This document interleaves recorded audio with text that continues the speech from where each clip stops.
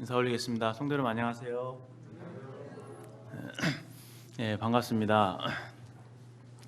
저는 이제 설 명절 잘 보내셨습니까? 새해 복 많이 누리시고 더 건강하시고 또 강건하게 주님을 더 기쁘시게 섬기는 성도님들 되시기를 주님의 이름으로 기도하고 또 축복드립니다.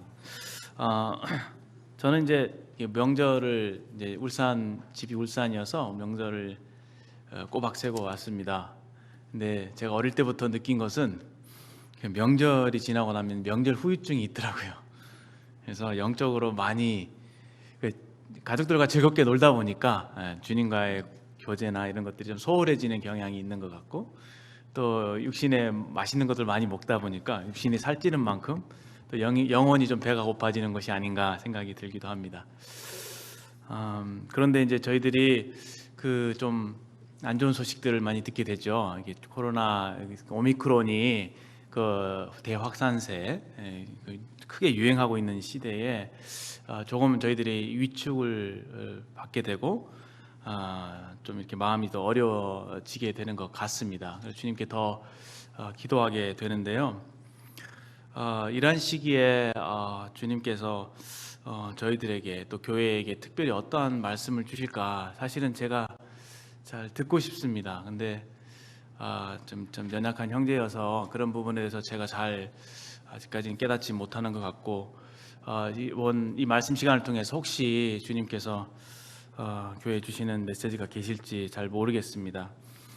다만 저희들이 이제 이 교회적으로 이 성경 읽기를 좀 하고 있는데요. 저희들이 베드로 전후서를 지나고 요한일서를 읽었지 않습니까? 이제 그 두 말씀에서 좀 공통적으로 저희들이 생각해 볼 수 있는 것이 이제 사도 베드로도 그렇고 요한도 그렇고 우리의 정체성이 무엇인가, 우리가 어떤 사람인가에 대해서 이렇게 일깨워주고 계신 것을 우리가 알게 되죠. 지난 주일 말씀 시간에도 이제 베드로 전서에서 우리가 이 땅의 거류민이고 나그네이다, 그러한 우리의 정체성으로 인해서 우리의 삶의 모습과 방향과 방식이 결정이 되는 것이죠. 그래서 주님께서 우리에게 원하시는 뜻이 선을 행함으로 고난을 받는 것이 하나님의 뜻이다.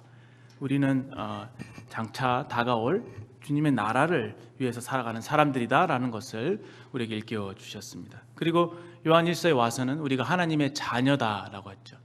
우리가 하나님의 자녀이고 하나님과 빛 가운데서 사귀는 사람들이다, 이렇게 우리의 정체성을 일깨워 주시면서 우리가 얼마나 이 세상에 있는 정욕적인 것들을 피하고 우상을 피하고 하나님 앞에 거룩하고 정결하게 살아야 할 것인지, 또 빛의 자녀들로서 형제 자매들과 얼마나 형제를 사랑하는 그런 사랑 가운데 살아야 되는지에 대해서 우리에게 잘 교훈해 주신 말씀들 저희들이 읽었습니다. 저도 요즘 최근에 어제 청년의 말씀도 그렇고 우리가 누구인지, 우리 어떤 사람인지 이런 정체성에 대해서 분명히 생각하고 정신을 똑바로 차리고 이 마지막 세대를 살아가야 되겠다라는 생각을 하게 됩니다. 그 가운데서 좀 흥미롭게 제가 보았던 말씀이 요한일서 1장인데요. 오늘 본문 말씀은 아니지만 잠깐 한번 열어보시겠습니다. 요한일서 1장, 우리가 하나님의 자녀이고 참 하나님의 그 사랑을 받는 자들이고 하나님과 사귀는 그런 자들이다. 이 태초 있는 생명의 말씀과 사귀는 자들이다. 그래서 요한이 이 글을 쓴 이유가 우리 더불어 사귀도록 하기 위해서 이러한 것들을 썼고, 이러한 사귐이 3절 말씀 보시면 하나님과 아버지와 예수 그리스도와 더불어 누리는 것이다, 이렇게 말씀하시면서 이것을 기록한 목적이 이 사귐을 통해서 기쁨이 충만하게 하기 위함이다, 이는 놀라운 말씀을 하고 있습니다. 그런데 제가 좀 주의 깊게 봤던 말씀은 5절 말씀인데요.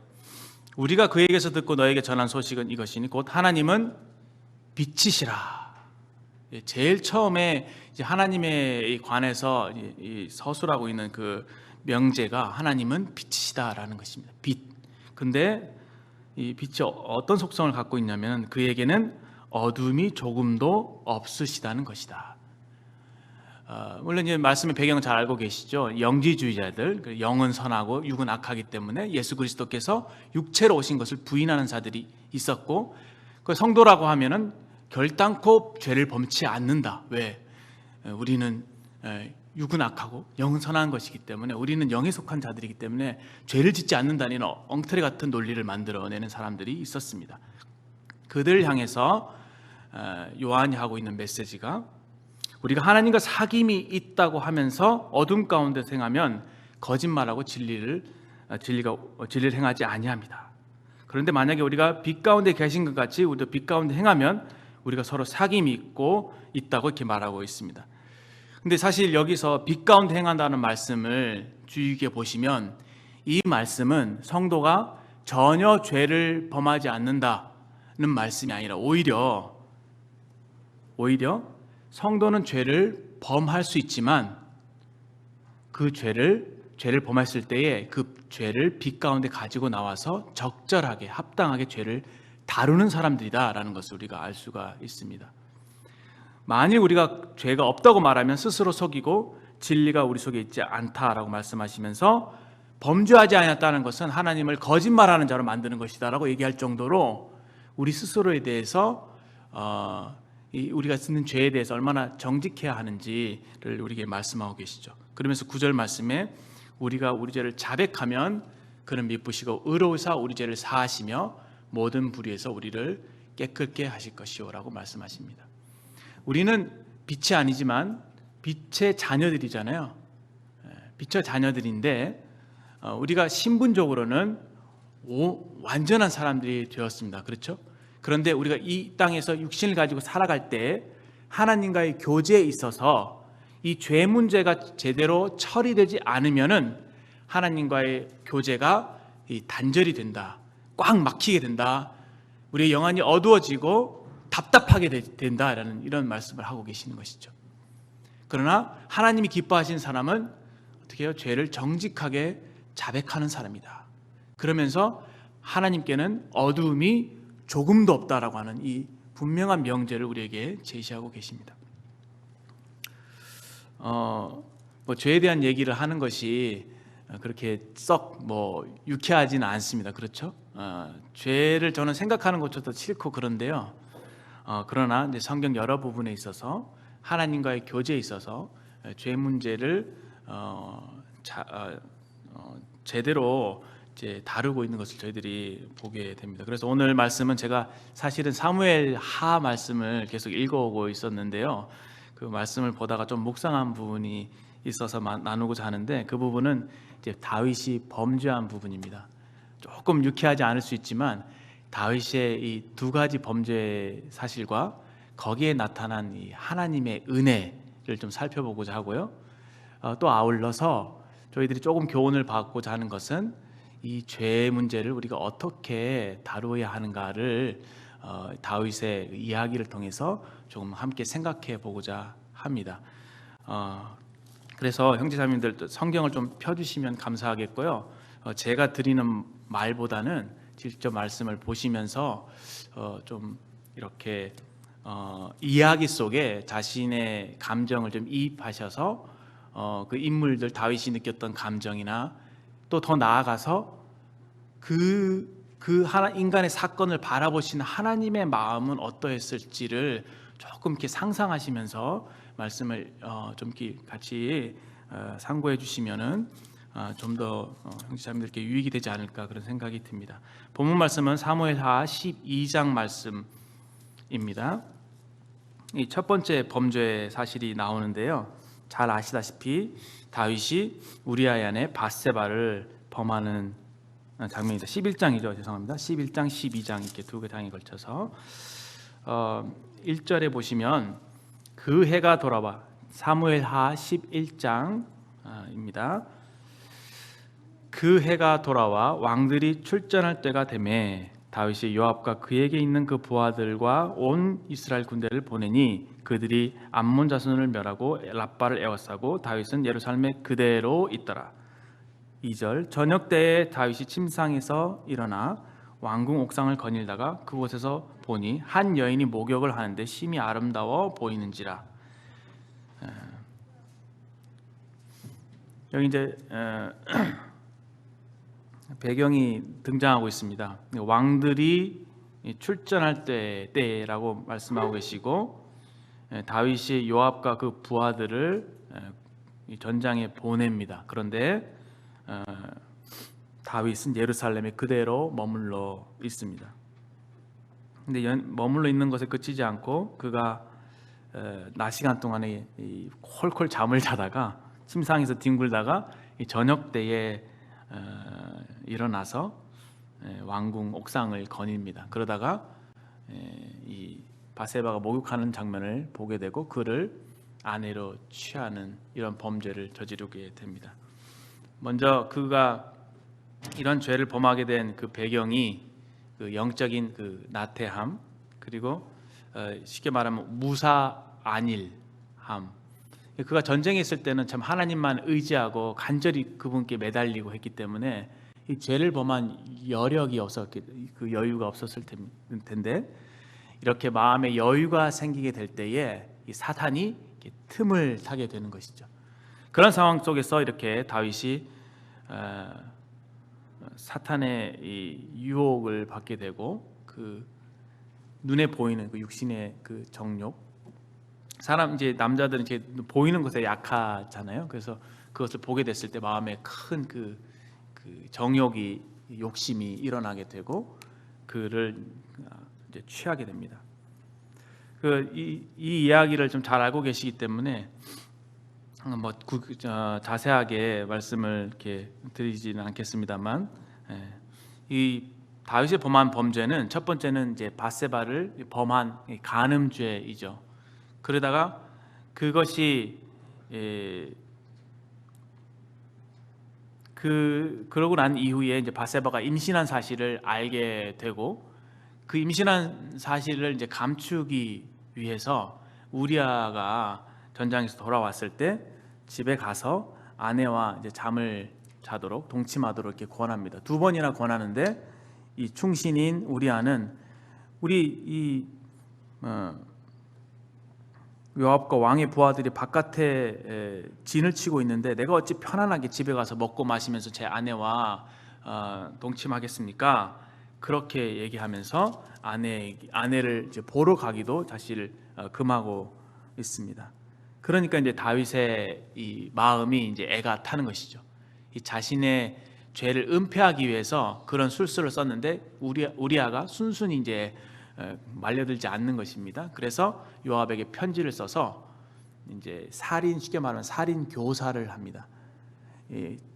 전쟁을 할 때 제일 앞쪽에 우리아를 배치해서 이제 죽게 하는 그런 것을 하죠. 그래서 요압이 그 왕의 술수를 마음을 알아채고 이제 그대로 하고, 결국은 이제 우리아가 죽게 됐을 때에 그 전쟁을 고하는 식으로 해서 우리아의 소식을 전하죠. 헷 사람 우리아도 죽었나이다, 이렇게 하면서 다윗에게 그 말을 전합니다. 다윗은 이 자신이 범한 이 바세바를 범한 죄가 들통이 날까봐 이 죄를 범한 이후에 그것을 참 감추기 위해서 굉장히 초조해하고 불안해하는 그런 심리를 저희들이 읽을 수 있습니다. 죄를 범하게 되면 이런 마음이 들잖아요. 막 두근두근거리고 누가 볼까봐 두렵고 그런 마음이 한 번쯤은 더 갖고 계시리라 생각이 되는데, 다윗이 그러한 비참한 상황까지 놓이게 되고 죄에 끌려가는 모습을 저희들이 보게 됩니다. 그러다가 어떻게 됩니까? 다윗이 그 우리아가 죽었다는 소식을 듣고 25절에 다윗이 전령에게 이르되 너는 요압에게 이같이 말하기를 이 일로 걱정하지 말라. 칼은 이 사람이나 저 사람이나 삼키느니라. 다윗이 얼마나 그 사랑의 사람입니까? 사람들을 불쌍히 여기는 사람이고 존귀하게 여기는 사람이고, 심지어 자기를 죽이려 했던 사울의 죽음을 놓고 막 애도하면서 그를 존귀히 여겼던 그런 사람이었잖아요. 이러한 참 그 따뜻한 그 인자함의 아이콘인 이 다윗이 칼은 이 사람이나 저 사람이나 삼키느니라라고 할 정도로 굉장히 그 매정하고 냉정한 태도를 보입니다. 죄가 사람에게 이와 같은 역할을 하는 것이죠. 우리가 죄에 빠지게 됐을 때에 그 여유가 없어지게 되고 사랑이나 이런 것들이 사라지게 되고 여기 말씀처럼 점점 비인간적인 그런 모습들을 보게 됩니다. 이 다윗은 그냥 그의 관심사가 어떻게 하면 자기의 죄를 은폐할 것인가에 이제 초점이 맞춰져 있게 되는 것이죠. 그 상황 속에서 이 다윗은 계속해서 영적인 나락으로 떨어지고 있었고 하나님과의 교제가 단절된 것을 저희들이 볼 수가 있습니다. 전쟁의 결과보다는 우리아의 죽음 소식이 그게 더 중요한 소식이었고요. 사람을 전쟁의 어떤 도구로 취급하는 그런 모습으로 전락해 버렸습니다.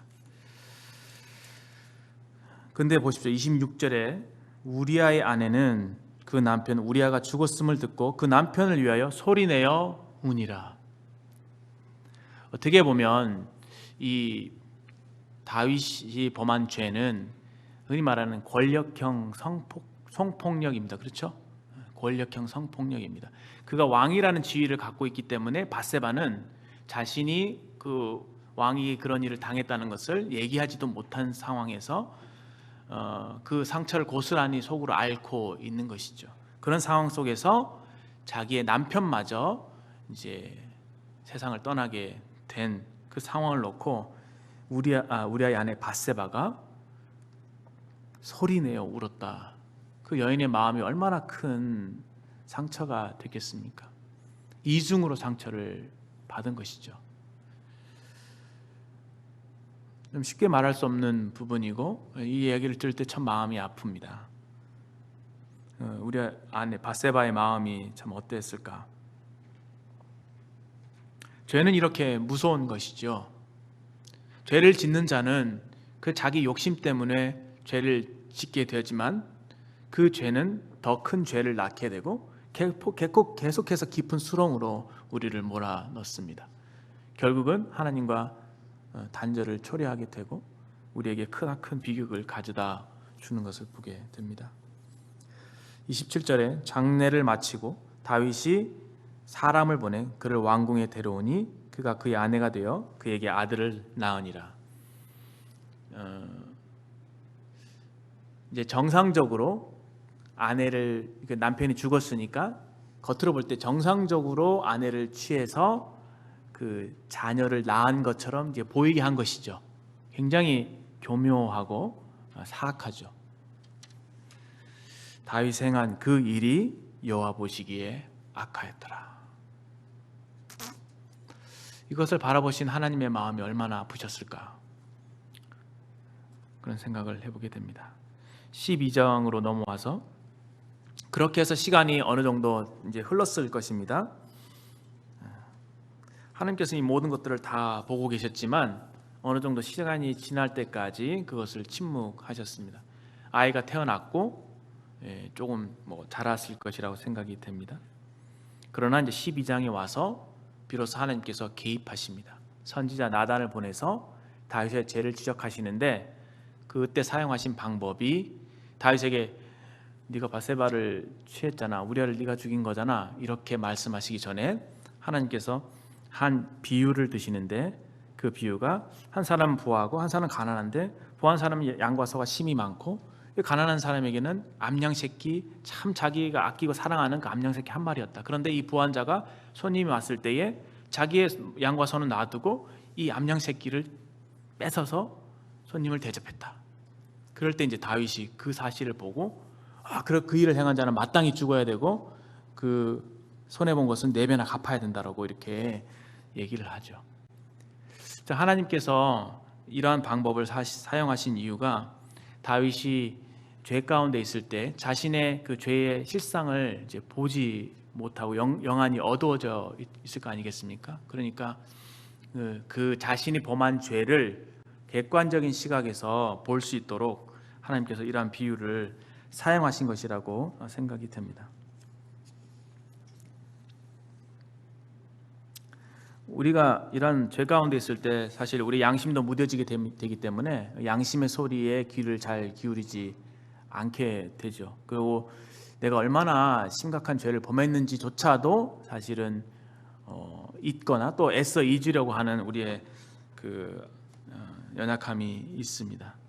그때 이제 우리에게 필요한 것이 하나님의 말씀이죠.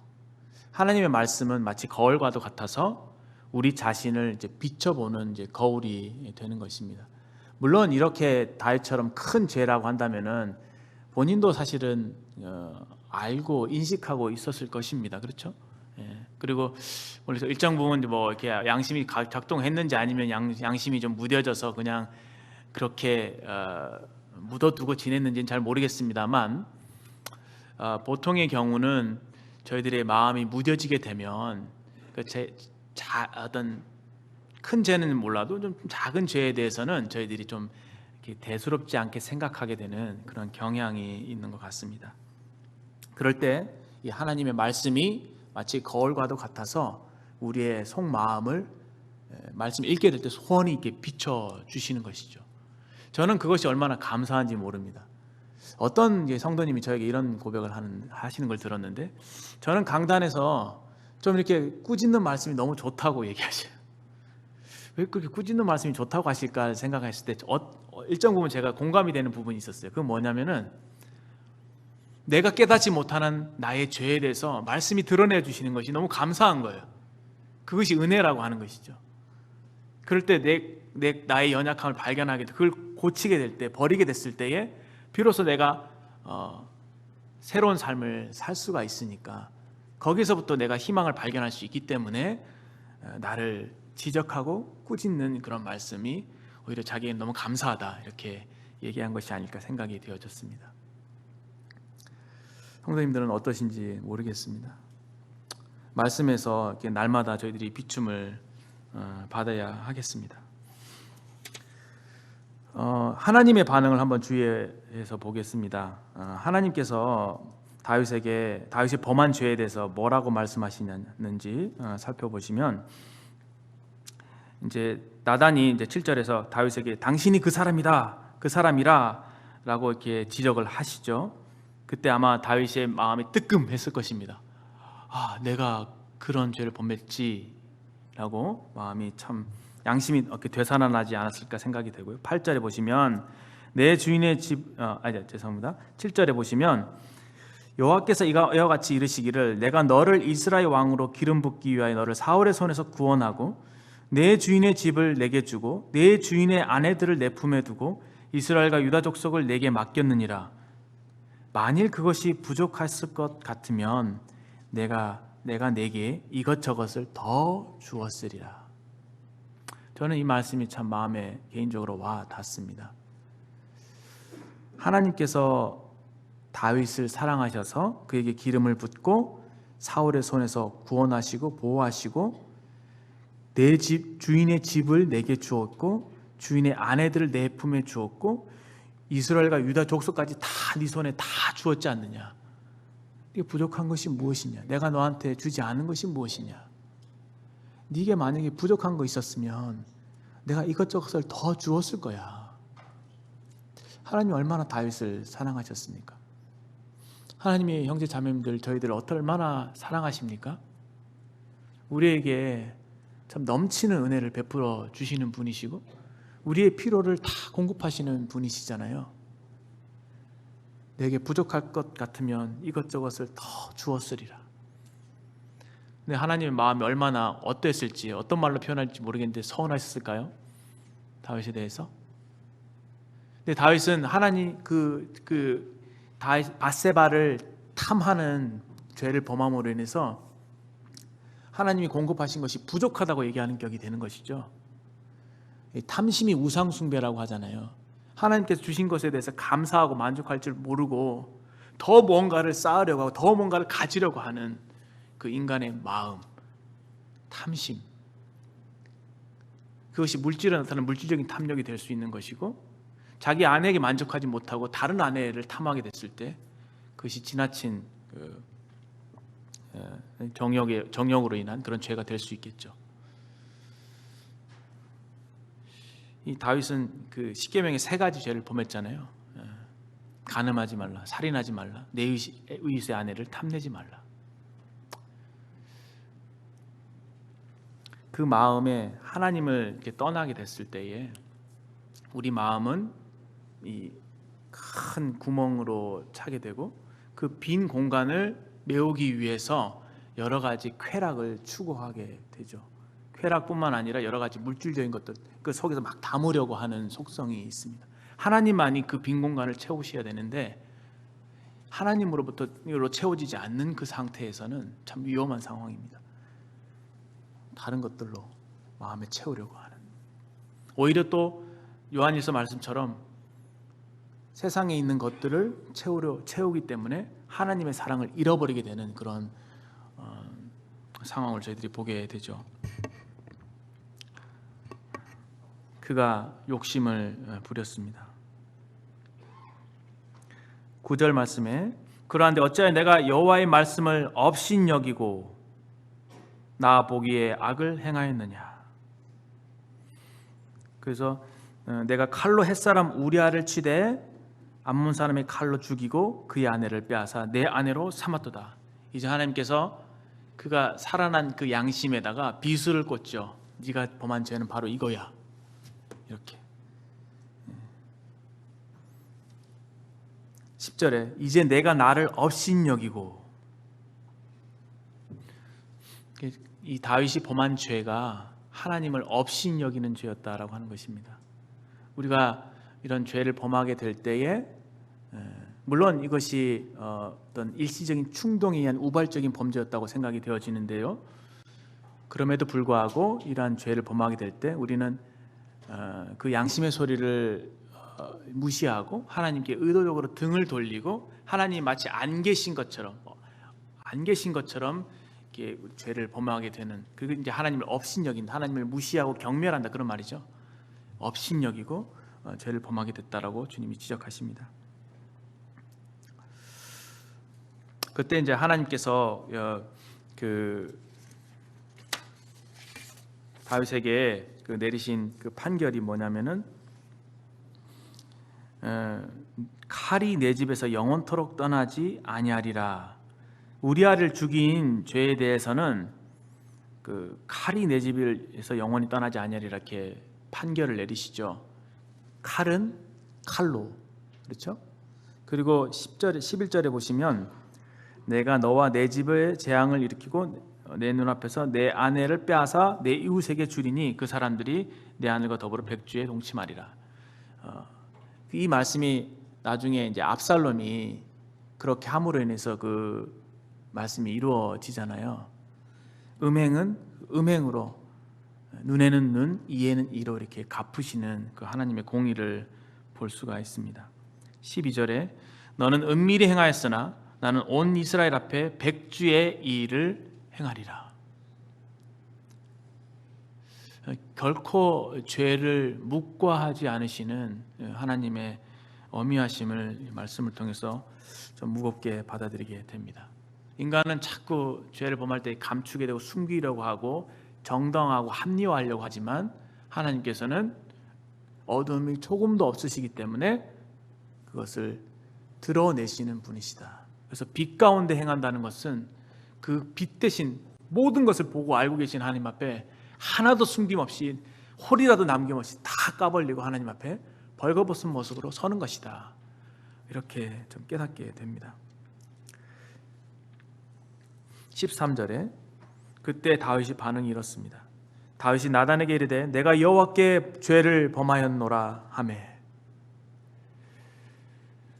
하나님께서 죄를 지적하실 때에 이 다윗의 태도가 너무 놀랍습니다. 하나님, 제가 하나님께 죄를 범했습니다. 그동안 자기가 숨기려고 얼마나 노력을 해왔습니까? 그렇죠? 근데 하나님께서 죄를 지적하셨을 때에 용기 있게 하나님 앞에 엎드리죠. 자기를 시인하죠. 참 쉽지 않은, 받아들이기 쉽지 않을 수도 있겠죠. 어떤 사람들은 사실 하나님을 두려워할지 모르는 사람들은 나단을 죽인다든지 그런 거 어디 가서 발설하지 말라고 한다든지 더 심한 악을 범함으로 자신의 죄를 덮으려고 할 겁니다. 많은 사실 하나님을 모르는 사람들이 그렇게 하죠. 그런데 하나님께서 그 죄를 지적하실 때 얼마나 하나님을 경외했는지 보게 되는 것이죠. 내가 하나님께 죄를 범했습니다. 이게 그 앞에 굴복하는 마음, 엎드리는 마음, 겸손한 마음, 그것을 우리가 찾을 수가 있습니다. 그러나 14절에 보면 이 일로 말미암아 원수가 크게 비방할 거리를 얻게 하셨으니 당신이 낳은 아이가 반드시 죽으리이다. 하나님께서 이제 공의를 행하시는 분이시죠. 근데 여기 하나님의 원수가 등장합니다. 하나님의 원수는 이제 사탄 마귀이죠. 두 가지 일을 하고 있습니다. 한 가지는 거짓말을 해서 우리로 죄에 빠지게 만들죠. 그리고 두 번째는 참소합니다. 죄에 빠진 우리를 하나님 앞에 끊임없이 이제 고소하는, 정죄하는, 비난하는, 비방하는 그 역할이 사탄이 하는 일입니다. 하나님은 참 우리가 범한 죄보다도 우리를 향한 사랑과 인자가 더 크시다는 것을 저희들이 알고 있습니다. 왜냐하면 나단이 한 말처럼 사실 이러한 죄를 세상 법정에 세운다고 한다면 다윗은 그 자리에서 죽어야 되죠. 사형이잖아요. 다윗이 죽어야 되잖아요. 근데 하나님께서 다윗을 어떻게 합니까? 살려주시죠. 다윗이 범한 죄보다 다윗을 향한 하나님의 인자하심이 더 크시다는 것을 알게 됩니다. 그러나 부분적으로 하나님의 공의를 행하실 수밖에 없었던 이유가 여호와의 원수가 크게 비방거리를 얻게 되었기 때문이다. 욥기 말씀을 보시면 그런 것을 좀 볼 수 있는데요. 욥이 하나님께 와서 사탄이 하나님께 와서 욥을 이렇게 송사하죠. 그런 역할을 이제 사탄이 하고 있는 것입니다. 지금 예수님께서 우리를 위해서 하시는 일은 그러한 참소나 비방을 받게 될 때 자신의 못 박힌 손과 발을 이렇게 보이시면서 우리를 하나님 보좌 우편에서 변호하시는 일을 주님께서 하고 계신다고 저희들이 알고 있습니다. 그러나 이 원수는 끊임없이 우리를 참소합니다. 그래서 하나님의 공의가 부분적으로 행사된 부분이 당신의 낳은 아이가 반드시 죽으리이다. 그래서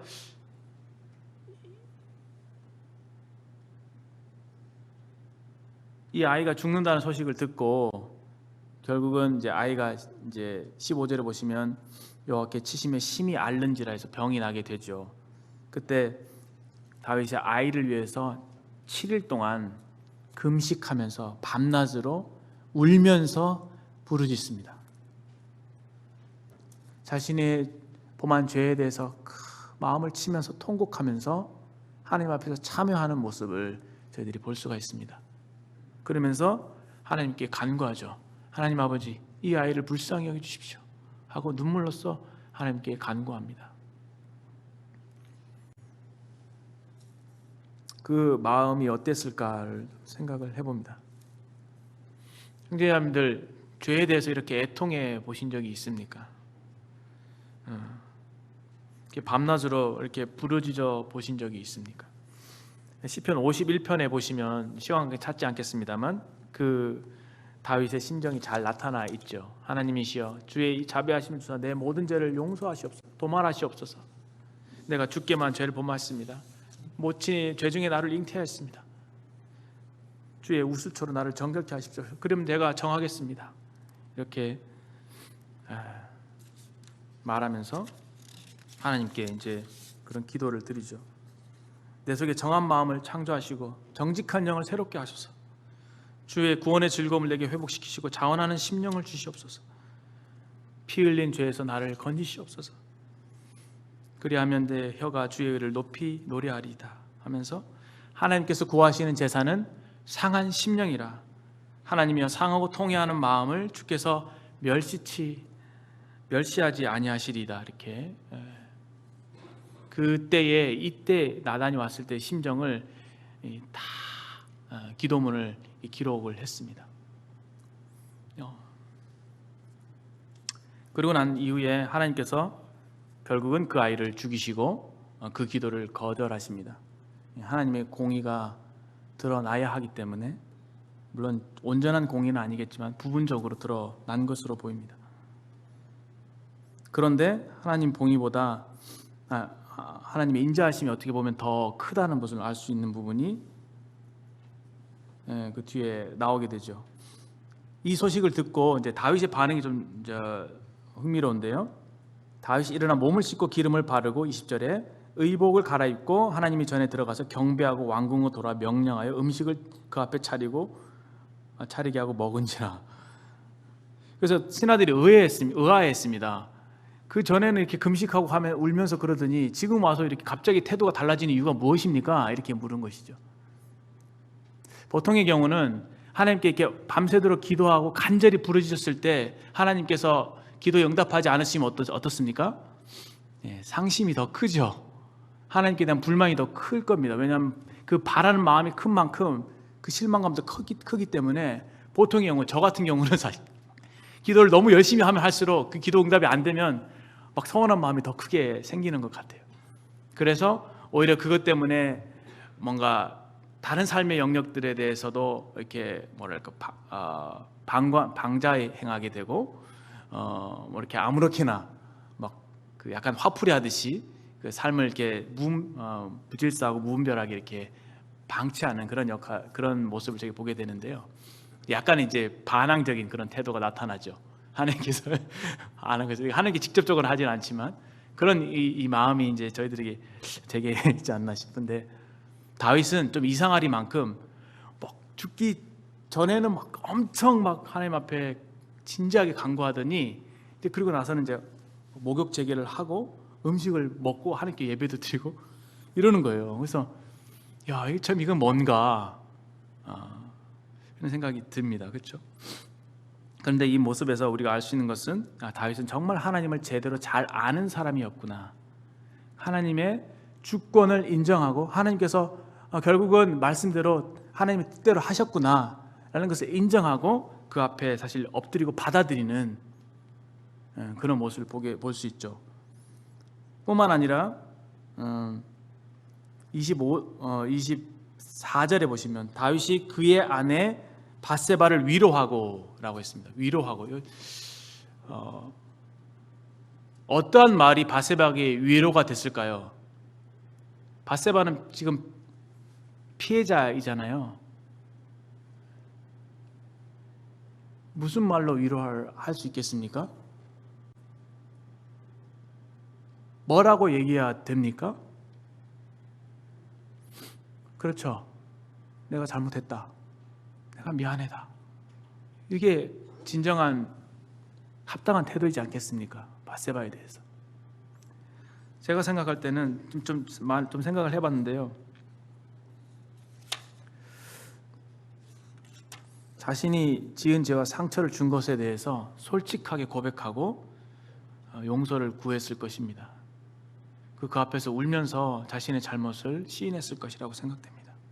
그러면서 내가 잘못은 했지만 내가 남편으로서 앞으로 책임을 다하겠다라고 분명하게 약속을 했을 것이라고 생각이 되어지고, 더 나아가서 그는 하나님의 긍휼을 바라봤다고 생각을 합니다.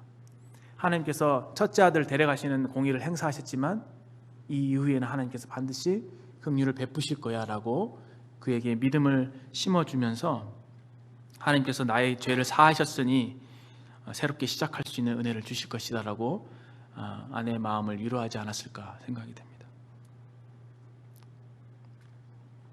물론 죄는 우리가 하나님께 범하는 것입니다. 그리고 죄를 범하게 됐을 때 하나님께 자백을 하는 게 맞죠. 하나님과 먼저 해결을 봐야 되죠. 그러나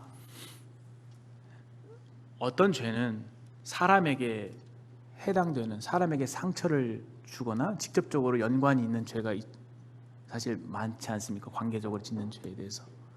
그 죄에 대해서는 성경은 어떤 제물을 드리려고 하다가 형제에게 원망될 만한 일이 있으면 그 제물을 놔두고 그 형제에게 가서 용서를 구하고 사화한 다음에, 화목한 다음에 와서 제물을 드리라고 말씀하십니다. 하나님에게 진정한 용서를 받기 위해서는 그 사람과 화목하는 그것이 하나님께 용서받는 그 길이다라고 말씀을 하시는 것이죠. 제가 주중에 아내에게 죄를 범했습니다. 그 자녀를 키우다 보니까 그 자녀 키우는 문제 때문에 이제 이렇게 약간 트러블이 생기게 되고, 이제 저도 본의 아니게 이제 육신이 이런 것들이 올라오게 되고, 그래서 이제 아내에게 좀 이렇게 심하게 이제 화 비슷한 짜증을 이렇게 냈습니다. 그 이제 너무 표시가 나게, 이제 보통 때는 말을 안 하는 식으로 소극적으로 하는 표시를 하는데, 이제는 말로써 이제 표시를 했고, 그것이 이제 주변에 가족들이 몇 명 있는 곳에서 이제 약간 공공연하게, 반공공연하게 이렇게 표현을 했습니다. 마음이 너무 괴로웠어요. 주일날 말씀도 전해야 되는데, 말씀도 봐야 되는데, 내가 이걸 좀 이러고 있나, 그러니까 너무 답답하고, 그래서 먼저는 이제 하나님께 무릎을 꿇었죠. 죄송하다, 하나님께 죄송하다, 이렇게 막 기도를 막 드렸습니다.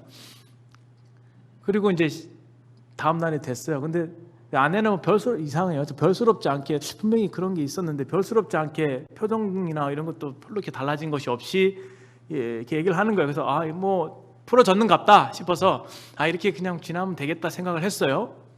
했는데 웬걸요? 관계가 이상해진 거예요. 제 아내는 모르겠어요. 제 마음이 뭔가 꽉 막힌 것 같은 마음이 있는 겁니다. 분명히 내가 하나님 앞에 토설하고 하나님께 죄를 자백했는데 왜 그럴까 생각을 하고, 마음이 답답하고 평안도 없고, 더 중요한 것은 뭐냐면은 그 모드가 바뀐 거예요. 아내와의 어떤 사랑의 모드가 켜져 있었는데 그것이 싹 닫혀져 버리고, 그냥 약간 그래서 이것을 내가 해결하지 않으면 그냥 남남으로 평생을 살 수도 있겠다는 생각이 드는, 이 사람은 그냥 괜찮게 가네? 그럼 나도 괜찮게 가도 되겠다는 생각이 드는 그런 거 있죠. 근데 제가 이것을 하나님 앞에 제 자신을 비춰보게 됐을 때, 이 말씀을 보니까 또 말씀을 읽고 있었으니까 이게 아니구나 생각이 들어서 아내한테 이제, 부끄럽잖아요. 남편이 먼저 이렇게 부끄럽잖아요. 제가 화를 내고 제가 화를 냈으니까. 근데도 부끄럽더라고요. 부끄럽지만 이제 아내한테 미안하다고 얘기를 했습니다. 근데 참 놀라운 게, 그렇게 얘기를 하고 나니까 마음 평화가 밀려오는 거예요. 그리고 그 아내를 사랑하는 마음이 생기더라고요. 그래서 이게 참 용기를 내서 말하기가, 처음 말을 꺼내기가 어려워서 그렇지, 그것도 상황도 봐야 되잖아요. 갑자기 툭 불쑥할 수 없으니까 그 뭔가 자녀들이 조용하고 이런 공간이 있어야 되는데, 아무튼 그런 기회를 마련해서 이렇게 얘기를 했는데 이렇게 화목할 수 있게 됐습니다. 그래서 제가 느끼게 된 것은, 하나님이 참 화평의 하나님이시구나.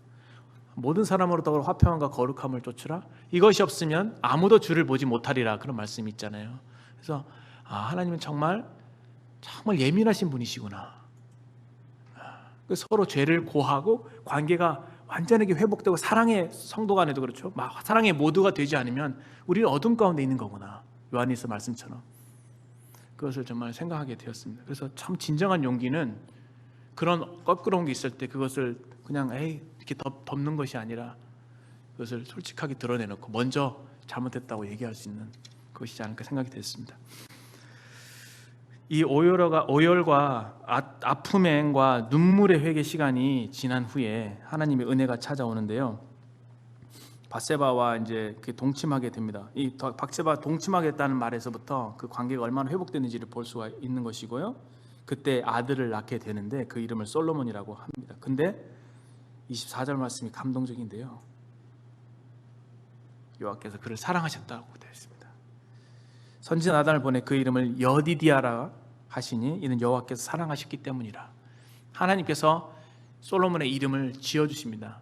여디디아라고 해라. 그 이름의 뜻은 여호와께서 사랑하셨다. 다윗이 범한 죄가 얼마나 큽니까? 다윗이 죽어 마땅하죠. 가장 극악한 그 심판을 받아도 할 말이 없는 다윗이었을 것입니다. 근데 하나님의 인자하심이 얼마나 크신지, 사실 이 여호와께서 사랑하셨다고 하는 것은 사실 다윗을 향한 하나님의 배려이지 않을까요?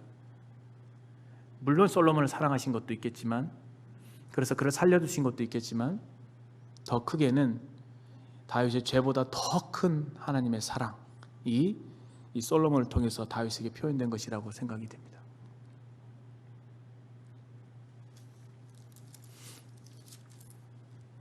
두 번째 범죄를 보시면 두 번째 범죄는 24장에 나오는데요.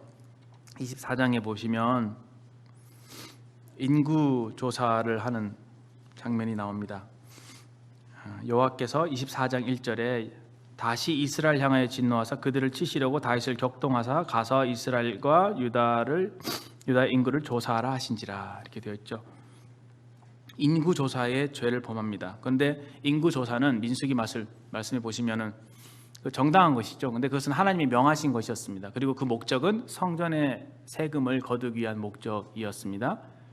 다른 뜻이 있었던 것은 아니죠. 근데 여기서 다윗의 인구 조사가 결국은 이 군대 숫자를 계산하는 것인데 뒤에 보면 나옵니다. 군대 숫자를 계산해서 오는데 그게 죄가 됐던 이유는 3절 말씀에 요압이 왕께 이르되 이 백성이 얼마든지 왕의 하나님 여호와께서 100배나 더 하게 하사 내 주 왕의 눈으로 보게 하시기를 원하나이다. 그런데 내 주 왕은 어찌하여 이런 일을 기뻐하시나이까? 현실주의자고 굉장히 육신적인 요압의 눈에도 이 인구조사가 잘못하고 있는 것을 알았죠. 이 인구조사는 내 군대가 얼마나 큰지를 과시하기 위한 그 다윗의 마음의 교만에서부터 시작된 인구조사였기 때문에 하나님의 눈에 보시기에 악한 것이었습니다. 별것 아니라고 생각할 수 있을지 모르겠지만 그 별것 아닌 그것이 가장 큰 죄이죠. 무엇입니까? 교만입니다. 교만이란 죄는 내가 인식하지 못하는 사이에 이제 들어오기 때문에 굉장히 무서운 죄이고 하나님이 가장 싫어하시는 죄가 교만이기 때문에 그렇고요.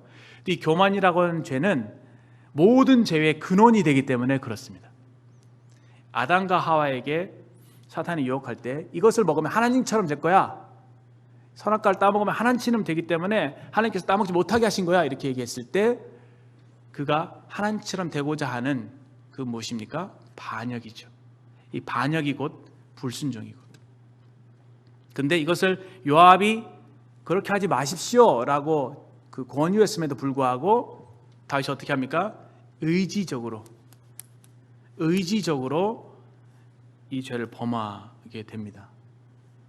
의지적으로 범한 또 의도적으로 범한 반역인 것입니다. 마음의 교만, 이거 참 무서운 것이지 않을 수 없습니다. 그렇게 됐을 때에 결국 이제 인구 조사를 한 결과 이제 군대의 규모가 13만 군대라는 것을 이제 9절 말씀에서 알 수 있고요. 이것은 결국은 자신을 드러내는 자기를 과시하기 위한 일이었기 때문에 여호와께 보시기에 악한 일이었습니다. 이 죄를 선지자 가앗을 통해서 지적하기 전에 그 다윗이 10절에 백성을 조사한 후에 그의 마음이 자책하였다 이렇게 되어 있죠. 다윗이 여호와께 아뢰되 내가 이 일을 행함으로 큰 죄를 범하였나이다. 여호와께서 이제 간구하오니 종의 죄를 사하여 주옵소서. 내가 심히 미련하게 행하였나이다.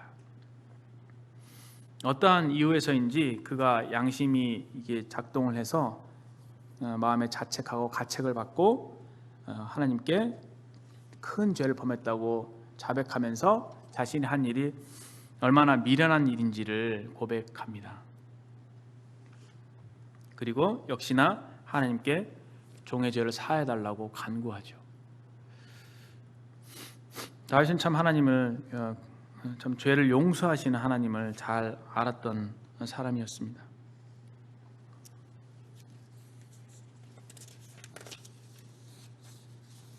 그때 하나님께서 네가 선택적으로 의도적으로 범한 죄이기 때문에 징계도 그 종류를 선택할 수 있는 기회를 주셨습니다. 7년 기근이냐, 3개월 원수들로부터 도망이냐, 3일간 전염병에 취할 것인가. 그 셋 중에 이제 다윗의 대답이 흥미로운데요. 14절 보시면 다윗이 가세게 이르되 내가 고통 중에 있도다. 청하건대 여호와께서는 긍휼이 크시니 우리가 여호와의 손에 빠지고 사람의 손에 빠지지 아니하기를 원하노라. 그러면서 하나님께서 그 땅에 전염병을 내리십니다. 긍휼이 크시기 때문에 긍휼이 어떻게 표현할까요? 그 아이가 있는데 아이에게 너 엄마한테 맞을래? 아빠한테 맞을래? 라고 했을 때 아이가 생각할 때 좀 적게 때릴 만한 사람을 택하죠. 왜 그런 근거가 어디서 나오죠? 평소 때 자기한테 더 따뜻하게 대해준 사람이 긍휼이 많을 것이다 생각하고, 엄마 보통의 경우, 그리고 만약에 아빠가 더 인자하시면 아빠라고 하겠죠. 그것처럼 여호와께서 긍휼이 크시니까 여호와의 손에 빠지는 것이 더 낫겠습니다, 이렇게 얘기한 것 같습니다. 근데 그때 이제 단에서부터 부에색까지 백성이 죽은 자가 7만 명이나 됩니다. 7만 명이요. 전염병으로 7만 명이 죽었습니다. 참 이렇게 구약 말씀 읽다 보면은 너무 많은 사람들이 죽어 나가잖아요. 그리고 17절 말씀 보시면 다윗이 이런 말을 하는데, 다윗이 백성을 치는 천사를 보고 곧 여호와께 아뢰어 이르되 나는 범죄하였고 악을 행하였거니와 이 양무리는 무엇을 하였나이까? 청하건대 주의 손으로 나와 내 아버지 집을 치소서. 교만이라는 죄는 제가 범한 것인데 왜 이 양무리에게 이 전염병을 내리십니까? 이렇게 얘기하고 있습니다. 결국은 그 말은 이 양무리는 무고한 자인데, 죄가 없는 자인데, 이런 자들에게 죄는 내가 범했는데 왜 그들에게 심판을 내리십니까? 라는 말씀입니다. 만약에 여기에 대해서 우리가 답을 할 수 없다면은 하나님의 공의에 큰 문제가 생기는 것이죠. 그래서 저도 답을 해보려고 굉장히 노력을 많이 해봤습니다. 어떤 분들은 여기에 24장 1절에 처음에 여호와께서 이스라엘 향해서 진노하셨다라고 하는데 이스라엘이 죄가 있었다고 얘기를 하고 있고, 그것이 압살롬의 반역에 가담한 죄라고 설명하는 분들도 있습니다. 그런데 좀 더 나아가서 많은 사람들이 하나님이 살아계시다면은 왜 이렇게 무고한 사람들에게까지 그런 질병과 환난과 이런 것들을 보내시느냐? 이렇게 무고하게 죽은 사람도 있잖아요. 9.11 테러로 인해서 쌍둥이 빌딩 무너졌을 때 거기에 있었던 진짜 무고한 사람들이 희생된 것을, 그 사람들의 피해에 대해서는 하나님께서 어떻게 설명하실 겁니까? 이렇게 얘기하면서 하나님을 불신한 사람들이 있습니다. 근데 조금 더 생각을 해보시면 그들이 과연 무고한 것인가 라고 했을 때 그렇지 못하다는 걸 알 수 있죠. 의인은 없나니 하나도 없고 깨닫는 자도 없고 찾는 자도, 하나님을 찾는 자도 없고 다 치우찬가지로 무익하게 되고 선을 행하는 의인은 이 세상에 한 사람도 없다고 하나님께서 그렇게 판결을 내리셨습니다. 아시다시피 죄가 얼마나 무서운 것이냐면 아담이 범한 그 한 가지 죄로 인해서 온 세상에 저주가 왔죠. 그 온 세상이 다 죄악에 그냥 새카맣게 그냥 타버린 거예요. 그러니까 하나님께서 도저히 건들 수 없는 정도로 인간의 세상은 죄악으로 관영하게 된 것입니다. 죄가 얼마나 무섭습니까? 제 자신을 보더라도 죄를 한가득 생각해보면 너무 많아서 셀 수 없을 정도로. 그러면 하물며 이 세상에 살고 있는 사람들이 의인은 없나니 하나도 없다고 하셨는데, 이 세상이 과연 하나님 보실 때 얼마나 깨끗하겠습니까? 어떻게 보면은 정확한 진단은 지금 당장이라도 하나님께서 이 지구 전체에 있는 인구를 다 지옥불에 던져 넣으셔도 오히려 부족할 만큼 하나님께서 지금 죄로 인해서 지금까지 당하신 상처나 아픔을 생각할 때, 그 정말 하나님의 공의를 생각하게 될 때 이 모든 지구 전체를 다 지옥불에 던져 넣어도 할 말이 없을 정도로 우리는 그렇게 죄의 투성이이고, 오늘 예배 시간에도 말씀을 하신 것처럼 정말 우리는 어찌할 수 없는 그런 죄인들인 것을 깨닫습니다. 세상에 살아가는 인생들 중에서 죄로부터 자유한 인생은 하나도 없다고 과연 그렇게 말씀드릴 수 있을 것입니다. 욥기도 그렇게 고백했죠. 욥도 하나님의 눈에는 달이라도 명랑치 못하고 별도 깨끗이 못하거든 하물며 벌레인 사람 구덕인 인생이랴. 그것이 우리 자신에 대한 정확한 진단일 것입니다. 그러나 때로는 우리가 이렇게 살아가다 보면 우리 자신이 어떠했음을 쉽게 망각하고 살아갈 때 얼마나 많은지 모릅니다. 세상에 사는 사람들은 하나님을 모르기 때문에 더욱 그러하다고 생각이 됩니다. 그런데 우리의 죄의 무게는요, 우리 주님의 십자가를 보면 알 수가 있죠. 여기 다윗이 아리우나의 타락마당을 가서 거기서 번제를 드리려고 합니다. 하나님께서 이제 그 진노를 이제 그치시게 되죠. 하나님께서 이제 재앙을 내리시다가 이제 더 이상 이제 손을 거두라, 족하다라고 얘기하십니다. 여기서 하나님의 그 공의를 하나님의 긍휼이 이기는 장면이 나오는 것이죠. 하나님께서 조금 공의를 행사하시다가 그대로 놔두면은 공의를 다 쏟아부으면은 일상 다 멸망할 것이기 때문에 하나님께서 그 손을 거두라라고 하면서 사탄의 손을 거두시죠.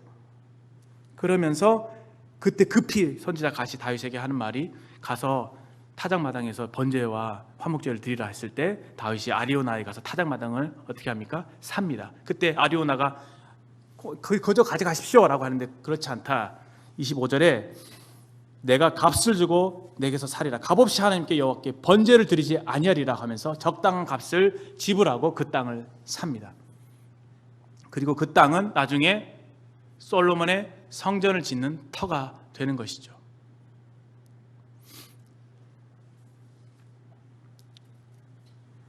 다윗이 이제 두 가지 범죄를 저희들이 보게 되었습니다. 첫 번째는 우리 아내 밧세바를 범하는 죄였는데 하나님께서 그를 솔로몬을 사랑하셨고 그에게 여디디아라는 이름을 주시면서 솔로몬을 통해서 성전을 짓게 하시고 또 그를 통해서 다윗의 계보를 잇게 하십니다. 마태복음 1장에 밧세바라고 하지 않고 우리아의 아내를 통해서 솔로몬을 낳았다라고 기록할 정도로 그 하나님의 은혜를 그 속보에도 새겨 놓으신 거죠. 우리의 죄보다 더 큰 하나님의 은혜.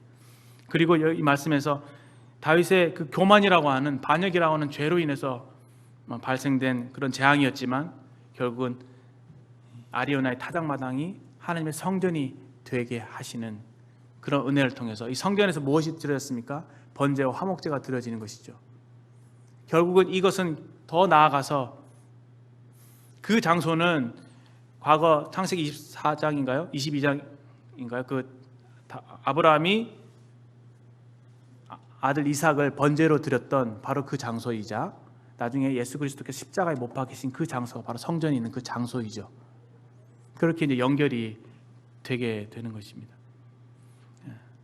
우리에게 영원한 구속의 은혜를 주시려고 주님께서 어떻게 보면 다윗이라고 하는 인물을 샘플로 선택하신 것이죠. 다윗은 이 세상 사람들이 범할 수 있는 가장 극악한 두 가지 죄, 교만과 그렇죠? 그 살인과 음욕과 이런 여러 가지 죄의 어떤 가장 그 악하다고 생각할 수 있는 죄를 범한 대표적인 인물이 되었죠. 그런데도 그 다윗은 정말 하나님을 경외하는 사람이었잖아요. 놀랍죠. 그 다윗의 범죄를 통해서 하나님께서 드러내고자 하셨던 것은 무엇이냐? 그 죄보다 하나님의 이 죄를 사하시는 그 용서가 얼마나 큰지를 나타내시고 결국 그것은 성전과 그 위에 성전에서 드려지는 수많은 번제, 또 그 실체가 되시는 예수 그리스도의 십자가, 그것을 통해서 온전히 완성된 것이 아닌가 생각이 됩니다. 여기 내가 값을 주고 살이라라고 했죠. 이 말씀은 돈을 주고 산다라고 하는 말인데 정당한 대가를 지불하는 것을 의미합니다. 주님께서 인간이 범한 죄가 얼마나 큰지를 알려면 십자가를 보라 그런 말이 있습니다. 십자가는 인간이 얼마나 흉악한 죄인인지를 보여주는 것이죠. 하나님께서 죄를 얼마나 미워하시고 예수님께 행한 그 행위, 우리 지난 시간에 말씀 시간에 들었잖아요. 주님이 십자가에서 당하신 그 모진 고난, 그런 것들은 우리의 죄가 얼마나 큰지를 그대로 보여주는, 그리고 예수님께서 지불하신 그 피값은 우리의 죄가 얼마나 그렇게 무서운 죄인가를, 또 하나님이 거룩이 얼마나 엄격한가를 우리에게 적나라하게 보여주는 것이라고 생각이 됩니다. 참 이러한 모습을 보면서 우리가 참 주님의 하나님의 그 놀라운 뜻을 발견하게 되는데요. 이 두 가지 범죄를 통해서 결국은 하나님은 죄를 용서하시는 그 하나님의 그 목적을 나타내고자 하셨다라는 것을 이해하게 됩니다. 죄가 더한 곳에 은혜가 더욱 넘쳤습니다. 우리 성도의 삶에서도 이 다윗의 이 죄를 대하는 태도를 좀 본받을 수 있었으면 좋겠다 생각이 됩니다. 하나님 앞에 정직하게 내가 범죄하였습니다라고 인정하면서 죄에 대해서 좀 더 민감할 수 있으면 좋겠다 생각이 되고요. 그리고 사소한 죄라도 하나님께 자백하고 버림으로 인해서 늘 그 정결함을, 거룩함을 유지하는 그것이 하나님께서 우리를 부르신 부르심이 아닌가 생각이 됩니다. 빛 가운데서 늘 주님과 깊은 사귐이 있으시고, 또 오히려 우리는 성도들은 참 감사한 게 죄를 범할 때마다 십자가로 더 가까이 나아갈 수 있기 때문에 죄를 범할수록 더 낙심이 되는 것이 아니라, 물론 마음은 아프지만 죄를 범할수록 더 하나님의 은혜를 깊이 깨닫게 되기 때문에, 또 우리를 더 겸손하게 하기 때문에 더 참 은혜 위에 은혜가 넘치는 것이 아닌가 생각이 됩니다. 기도하고 마치겠습니다.